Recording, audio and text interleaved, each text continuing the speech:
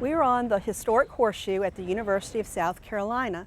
The Horseshoe is the original campus of the university, which was established in 1801 and opened in 1805. Right now we are in front of Rutledge College, which was the first building on the campus of the University of South Carolina.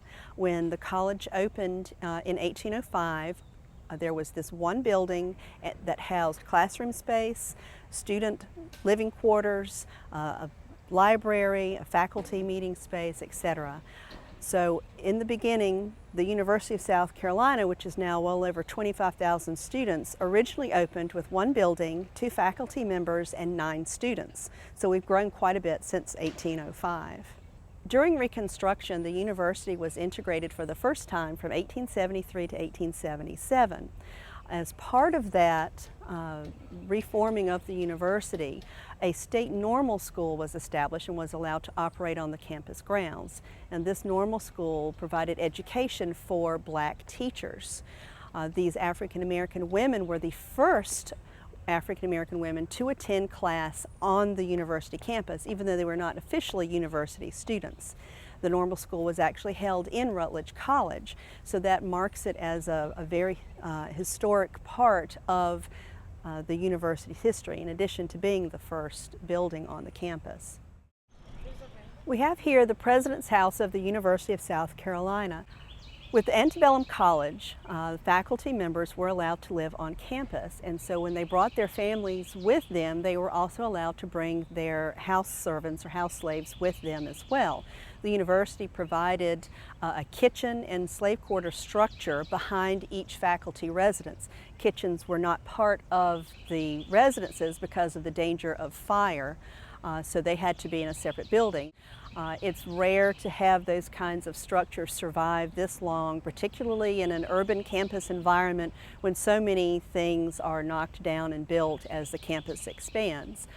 The one remaining structure like that is in the President's Garden, and it's used as a storage facility for landscaping, and because it was used consistently over the decades, that's how it survived the expansion and different construction and demolition projects on the campus.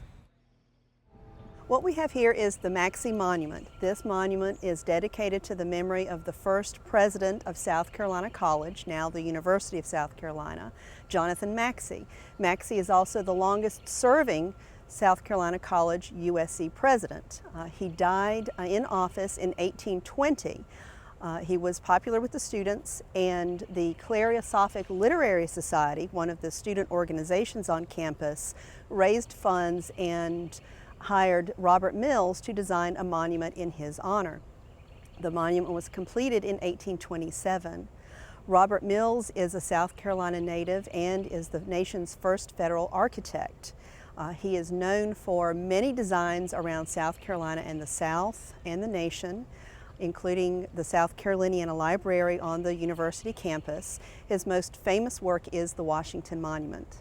The Maxi Monument actually predates the Washington Monument, and you can see shades of the obelisk in this monument that would later show up in the Washington Monument. This building is the South Caroliniana Library, and it is the oldest freestanding college library building in the United States. Caroliniana Library Building served as the only and main university library for 100 years, from 1840 until 1940, when a new library building was constructed, and the original one was turned into a special collections library and renamed the South Caroliniana Library. Caroliniana means things pertaining to Carolina, so the focus of the collections are the history, culture, and literature of the state of South Carolina and of the South. The library holds one of the top Southern manuscripts collections in the United States, and is used from everyone from college freshmen to PhD candidates to faculty to international scholars and other researchers.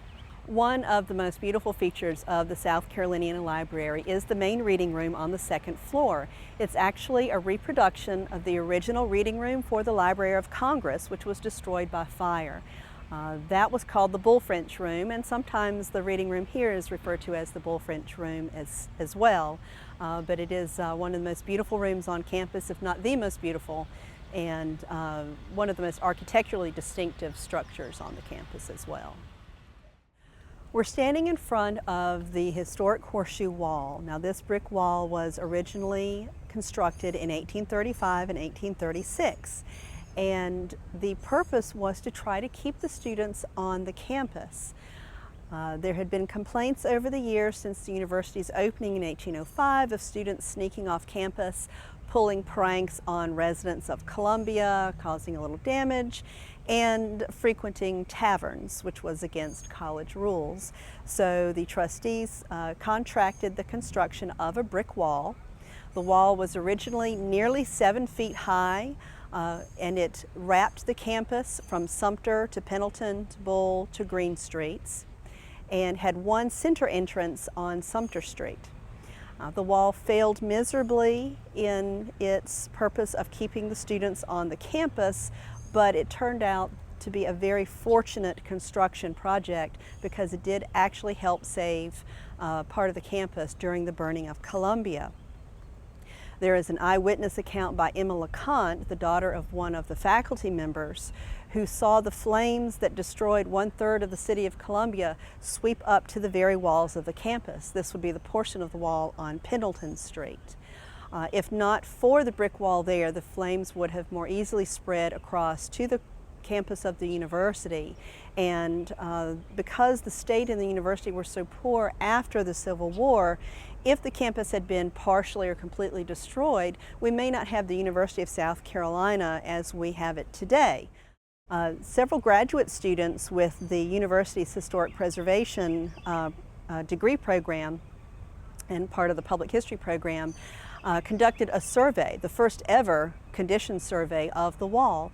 As part of that research on the wall with that class project, they also discovered where a majority of the bricks came from the wall and probably from some of the other Horseshoe buildings as well. It's from a local brickyard. And they actually discovered the location of the brickyard, and we believe that the slaves owned by the brickyard owner would actually make the bricks, so we have slave-made brick, and they most likely constructed the wall as well because that was the primary labor source of the time. I think it's really important for university students attending today to know that history and to understand how far the university has come and its programs and its students, because you're walking past slave-made products and getting into the integration efforts of the university, both in Reconstruction, which did not last, and then in 1963 when the university was permanently integrated. It's really important that students understand that history and they're not just walking past some random wall on campus or just some buildings or some green space. That should give them a really sense of everyone who's come before, not just students, but the people who literally built the university.